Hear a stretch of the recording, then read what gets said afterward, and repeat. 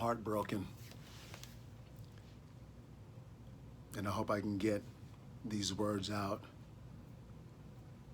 without getting too emotional. I've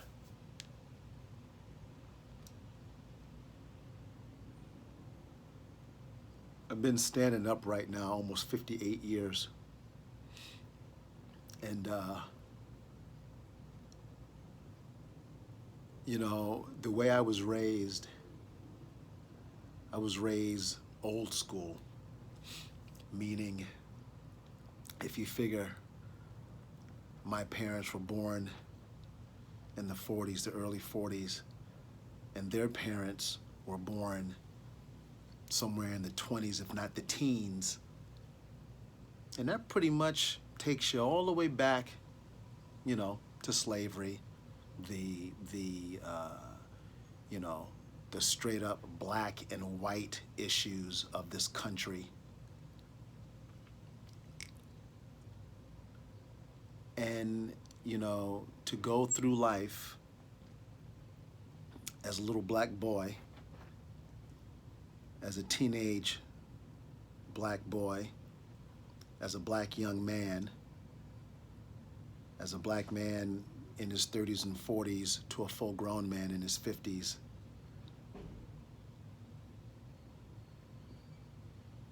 I don't know that any of this has changed. I mean, I have history of being a victim of racism, driving while black, losing a job because of my color, actually being set up in my job to lose my job because of my color.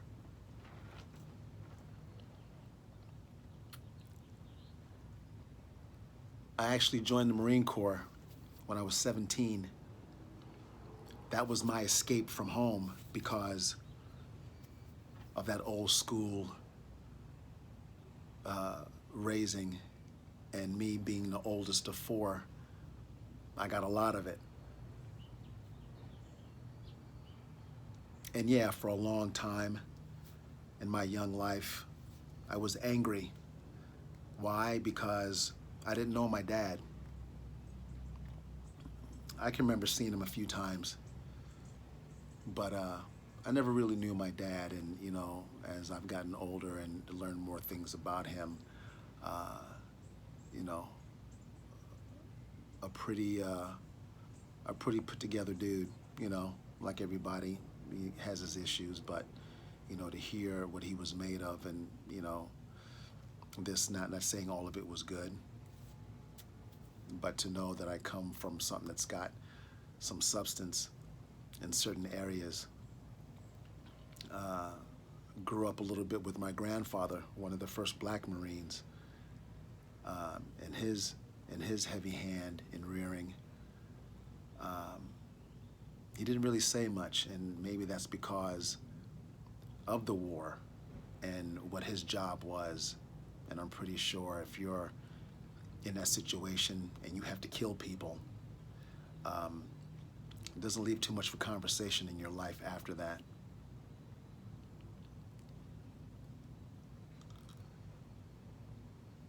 When you're the brunt of black jokes as a kid, all the time, and I worked at the pool store, and it's still there, Slauson and La Brea, Brenair Pools. Started working there when I was 10 because I just wanted to work. Left out of there when I was 18 to go into the Marine Corps. Now, mind you, Brenair Pools was owned by Al and Jean Weinman, white people. It was a family-owned business. Their daughter, Kathy, worked. Her husband, Bob Kelly, worked there. And the manager, which was like a second dad to me, Bob Searles, loved him to death. Everybody was white. They took me in like I came out of one of them. And I say that to say At any time when certain people would come into the store and they'd be bullshitting with Bob back and forth, and I'm standing there, I'm a little kid. I've been in retail since I'm 10, you know, so learning across the counter, you know, the customer's always right, this and that and the other. But every now and then, a customer would come in and, you know, would be joking with Bob, white customer. I got black stories too. And I remember this one day specifically, he was telling this joke that, you know, was, of course, about, you know, the black person that was this, that, and the other. And he's telling this, you know, to my, you know, to my boss, you know, to my play dad, you know, to my big brother, if you will. And at one point, Bob is like, "You can get the fuck out of my store now. That shit doesn't fly here," you know? And it's on both sides of the fence. I mean, as I got older working there, black dude came in. And this is when I didn't really have good radar. And this dude was hitting on me. I'm 15, 16 years old. I really don't have any clue about what the hell's going on, but this guy's hitting on me. And so I told Bob, I'm like, "Bob, this guy just gave me a $50 tip." And he's looking at me, he's like, "Wow." But then he starts talking to me, telling me what the hell's going on. So there would be like one of my first experience of being, what's the word? I can't, the phrase is losing me, but he was basically hitting on me and wanting me to come to his house. So Bob broke it down to me. Years forward, we're here in 220 or 2020, and the shit still goes on. And, you know, I think it was today, I actually saw these videos of the Minneapolis situation. I hope I'm saying it right, George Floyd, and I actually watched the whole video before they started taking it down. And this is, you know, this is not the first one. And, you know, there's been others. I mean, there was the dude that was jogging, you know, it was a couple weeks ago. But to watch this video and to see this cop have his knee on this man's neck for about 3+ minutes to where the guy stopped talking, stop breathing, stop moving, and everybody around it with their camera phones that are telling them, you know, "He's not breathing, let him up." I mean,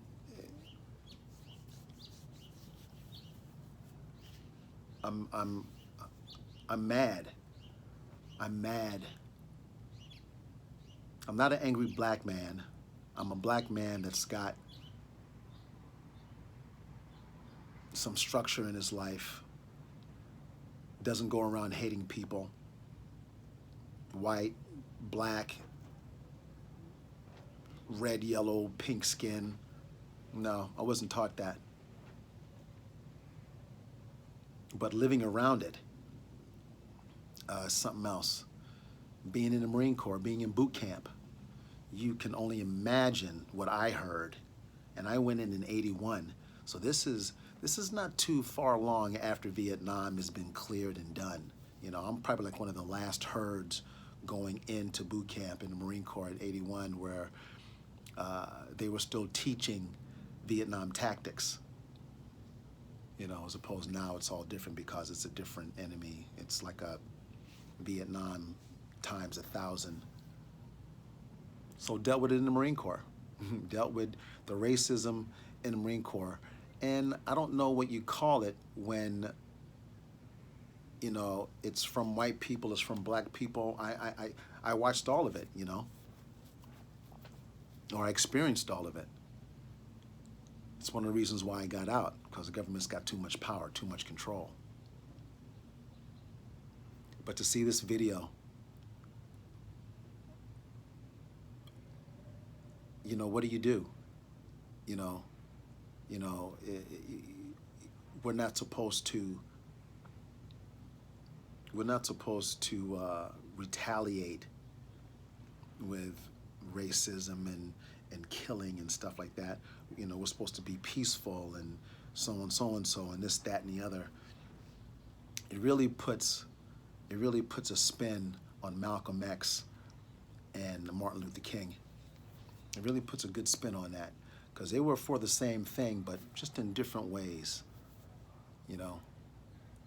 But this situation here, and like I said, there's been gazillions of them, and you know, all it takes is one time, one situation to make a person click on the inside.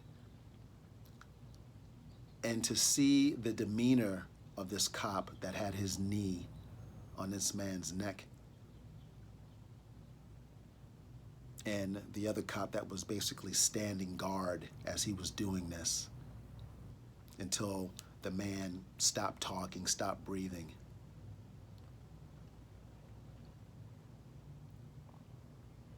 I've been in tears ever since I've watched it, because that could be any one of us, people of color, if you want to use that term. You know, when I saw, you know, the Kaepernick thing, the national anthem and all that, and you know, I was kind of pushed to one side about it, and then after I was hearing more and more about it, you know, I was still kind of, you know, being pulled side to side, because I spent 8 years in the Marine Corps, you know. But to really understand why he did what he did and the meaning behind it. How are we supposed to make America great again, like it was ever great, when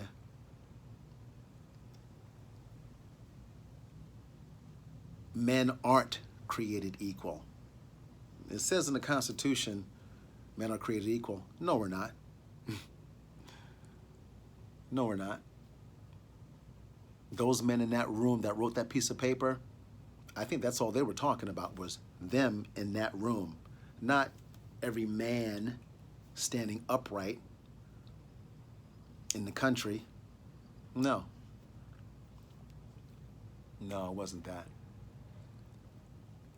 When does it stop? When does the racism stop? When does the white element think that their power is to kill off black people? When is that going to stop? The government's not doing anything about it. And, you know, these police officers that do this kind of shit, what kind of psyche valve tests do these people take? And who's passing them? Who is looking at these people? Who is, you know, who is digging into these people's lives to make sure it's safe for them to carry a firearm to protect people?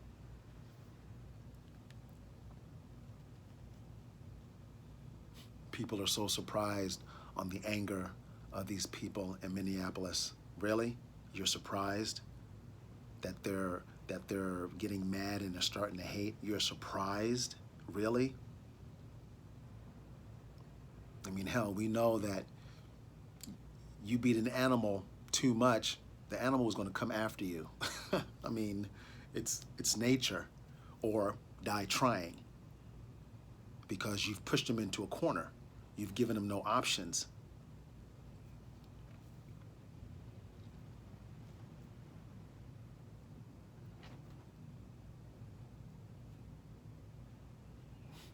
I don't get it. I don't, you know, it's like these people that allow this don't have families, don't have kids, don't have a heart, don't have a consciousness. So basically what that video said was, I can do whatever I want because I carry a gun and a badge, and I'm backed by a department that carries a gun and a badge. And it's just amazing how it takes all these investigations to find these people guilty. When you see it on the video, they're guilty, but there's got to be all these investigations and stuff.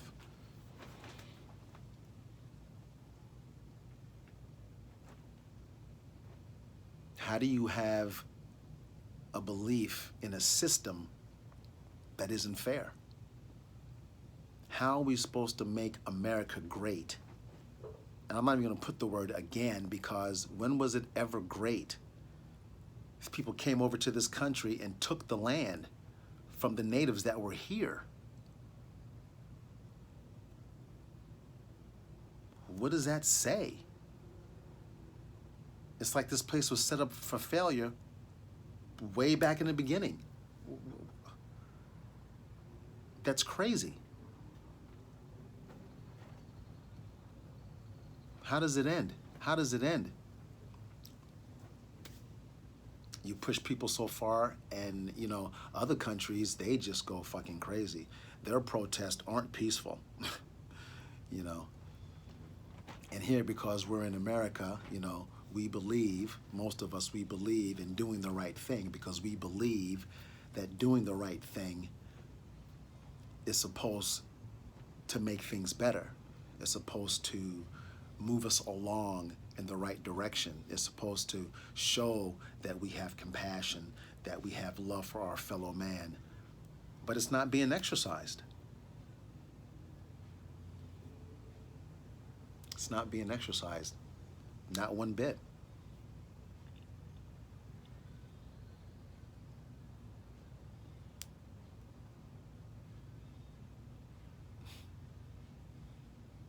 This is what puts the fear in black people.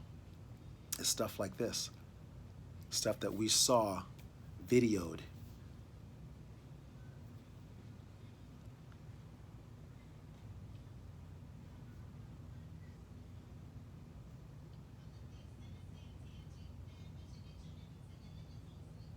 It's like the inferior complex of most of these people is so bad, is so gone. Their only recourse is to point the finger, lash out, and name the black person, because they live in fear. But, you know, it's not new. It's not new at all. This has been going on since this place was dirt. Before broken backs built this country. Before, I mean, like I said, they came over here and they took the land from the natives. They took it forcibly. What else do you do?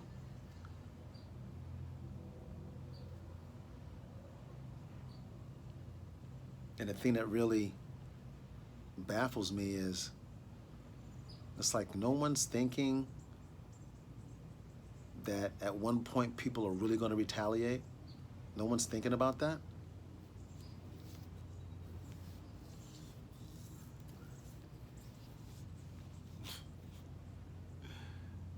We've been in the crosshairs since day one. Shit's not stopping.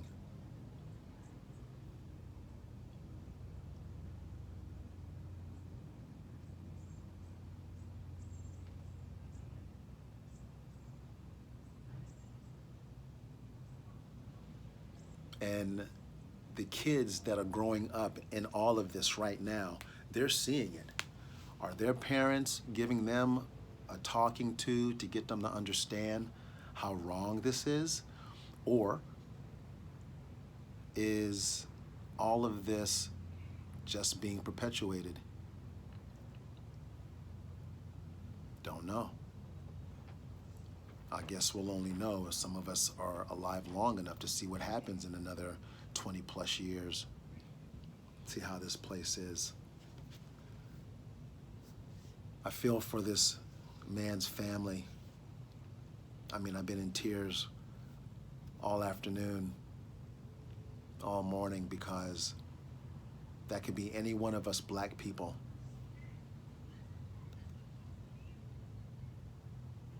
And it's sad. It's sad that we're supposed to be the greatest country, whatever, and I don't even know what that means. But we will take you out. But we'll smile in your face and shake your hand, though. We'll say everything's all right. Talking about a coward act.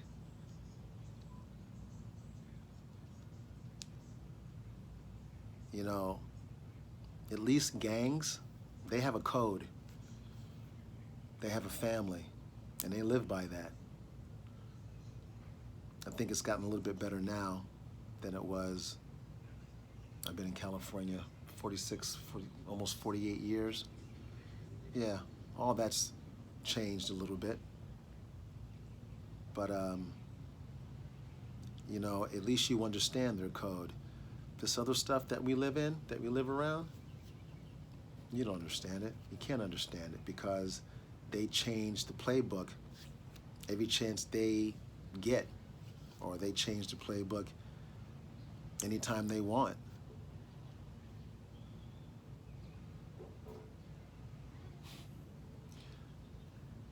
I wonder what's going through God's mind right now, because this is I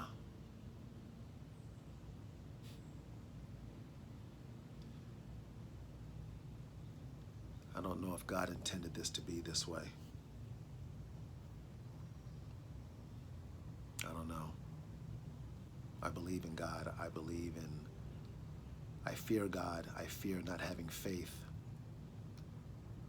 But when you see stuff like this, you know, you have to ask, what am I believing in, and what power does it have when stuff like this continues to happen? Continues.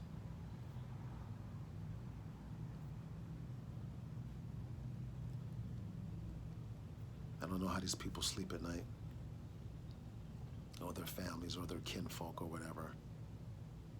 Well, that's how they are, so I guess they sleep well. It's just amazing how we are affected by all of this, and we're supposed to be, you know, we're supposed to go on about our business, but you have killed people for no good reason.